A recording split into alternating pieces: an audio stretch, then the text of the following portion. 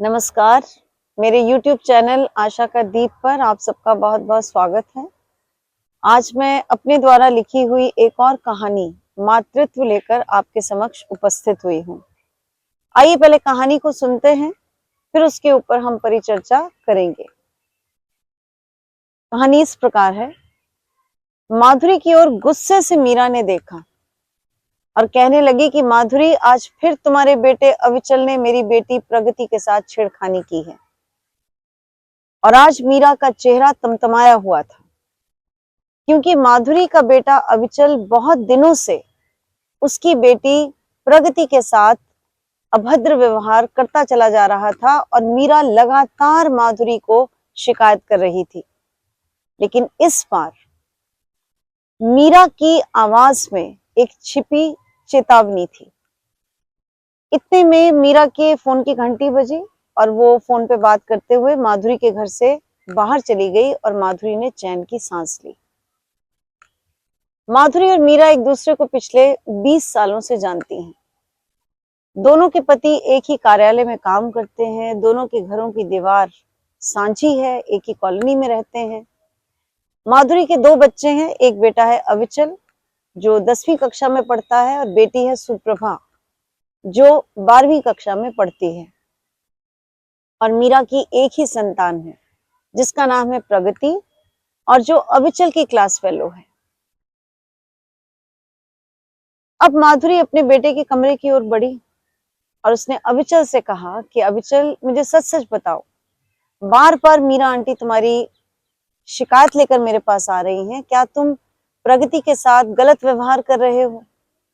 अविचल ने भोला सा मुंह बनाया और कहा कि माँ, क्या मैं ऐसा कर सकता हूँ? और माधुरी ने अपने बेटे पर पूरा विश्वास करते हुए सिर हिलाया और कहते हुए हैं, पुरखों ने ठीक कहा है कि इंसान कहीं नहीं हारता, अपनी औलाद के आगे हार जाता है। और माधुरी ने अविचल के वाक्य को ज्यों का त्यों समझकर उसकी तरफ देखा मुस्कुराते हुए और रसोई में काम करने चली गई। ये सारी बातें अविचल की बड़ी बहन सुप्रभा सुन रही थी। सुप्रभा ने कहा कि अविचल, याद रखना कि अगर मैंने तुम्हारे व्यवहार में कोई गलत बात देखी तो मैं तुम्हारी बहुत पिटाई करूंगी। अविचल ने कहा कि दीदी, ऐसा कुछ भी नहीं है। अब सुप्रभा अपने भाई के ऊपर पैनी दृष्टि रखने लगी। कुछ समय बीता, लेकिन सुप्रभा ने अपने भाई के अंदर कोई ऐसी गलत बात नहीं देखी। और फिर एक दिन ऐसा हुआ कि उनके स्कूल में एक बाहर से एनजीओ आई जिसने कार्यशाला का आयोजन किया। सुप्रभा और प्रगति ने इकट्ठे बैठकर उस कार्यशाला को अटेंड किया और जो उसकी संयोजिका थी उसने बहुत अच्छे से लड़कियों को समझाया कि आपको सही इंसान होना है और आपको सही और गलत में भेद करना आना चाहिए। और जितने भी वुमेन इश्यूज की हम बात करते हैं उसमें आज की 21वीं सदी में नारी का योगदान बहुत महत्व रखता है। रास्ते में आते हुए सुप्रभा ने प्रगति से पूछा कि प्रगति, क्या अब भी अविचल से तुम्हें कोई परेशानी है? तो प्रगति ने कहा कि नहीं, पिछले 1-1.5 महीने से अब अविचल सामान्य है, अब वो मेरे साथ कोई गलत व्यवहार नहीं कर रहा। ऐसा सुनकर सुप्रभा ने चैन की सांस ली। अगले दिन जब सुबह सुप्रभा स्कूल जाने के लिए तैयार होने लगी तो वो अपने भाई के कमरे में गई और वहां पे अविचल मौजूद नहीं था। सुप्रभा ने सोचा कि मैं बगीचे में जाकर अपने भाई को देखूं। और जैसे ही वो अपने घर के बगीचे में गई तो वो देखकर हैरान हो गई। उसके पैरों के नीचे जमीन खिसक गई जब उसने देखा कि उसका भाई सीढ़ी लगाकर प्रगति के कमरे में झांकने की कोशिश कर रहा है। सुप्रभा घर के अंदर आई और उसने अपनी मम्मी से बात की और कहा कि मम्मी, अब आप अविचल से बात करेंगी या फिर ये सारी बातें मैं पापा से करूं? माधुरी ने कहा कि तुम थोड़ा रुको, मैं खुद ही अविचल से बात करूंगी। लेकिन 1 हफ्ता बीत गया, माधुरी ने अपने बेटे से कोई बात नहीं की। माधुरी समझ ही नहीं पा रही थी कि किस छोर को पकड़े और क्या बात करे। और वो देख भी रही थी कि उसके दोनों बच्चों में, अविचल में और सुप्रभा में, तनाव समय बीतने के साथ बढ़ता चला जा रहा था। इतने में राखी का त्योहार आया और माधुरी ने सोचा कि आज दोनों बच्चों को भावनात्मक स्तर पर जोड़ने का एक और मौका है। माधुरी ने राखी की थाल सजाई और सुप्रभा को कहा कि चलो बेटा अपने भाई को तिलक करो और राखी बांधो।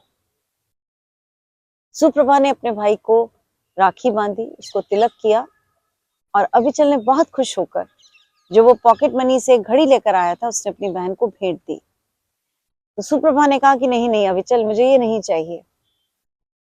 भाइयों का तो कर्तव्य होता है कि वो बहनों की रक्षा करें, तो तुम मेरी रक्षा करो। मेरी क्लास में एक लड़का है, मुझे बहुत तंग करता है और मुझे स्कूल जाने में भी बड़ी परेशानी होती है। मुझे बहुत अच्छा सा महसूस नहीं होता जब वो गलत गलत बातें मेरे लिए ग्रुप में बोलता है।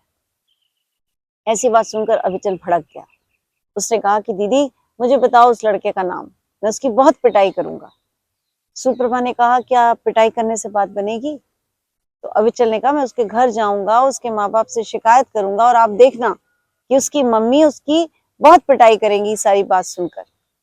अविचल का ये कहना ही था कि माधुरी सोफे से उठी और इसने जोरदार थप्पड़ अपने बेटे के मुंह पर जड़ दिया और कहा कि आज जब तुम्हारी बहन के साथ ऐसा व्यवहार हो रहा है तो तुम्हें कितना बुरा लग रहा है, और जब तुम किसी और लड़की के साथ ऐसा करते हो तो सोचो तुम्हारे लिए क्या सजा होनी चाहिए। अविचल ने बहुत शर्मिंदगी महसूस की और सुप्रभा ने उसको कहा कि भाई एक बात हमेशा याद रखना कि सड़क पर चलने वाली कोई भी लड़की जिसके साथ ईव टीजिंग होती है, गलत व्यवहार होता है, छेड़खानी होती है, किसी प्रकार का कोई सेक्सुअल अब्यूज होता है, वो लड़की तुम्हारे घर की, तुम्हारी बहन या तुम्हारी कोई रिश्ते से जुड़ी हुई भी महिला हो सकती है। ऐसी बात सुनकर अविचल ने कहा कि दीदी मैं आपको आज वादा करता हूं कि मैं हमेशा नारी का सम्मान करूंगा, आप मुझे माफ कर दीजिए। ये छोटी सी कहानी है जिसमें एक डायमेंशन है माधुरी की जो माँ है।